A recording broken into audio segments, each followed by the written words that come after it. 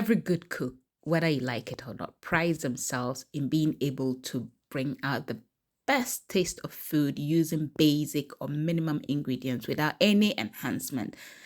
So, I prove this by cooking my simple jollof. Simply fry off some onions, go in with some blended pepper and some chopped tomatoes.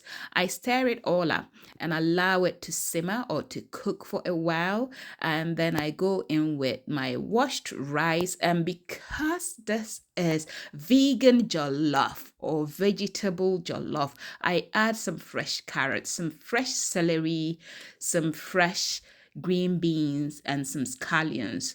I then taste for seasoning, and if not enough, I'll add a little bit of salt and pepper, stir it, and then cover it, turn down the heat, and let it steam and cook nicely. And there I have my perfect jollof rice.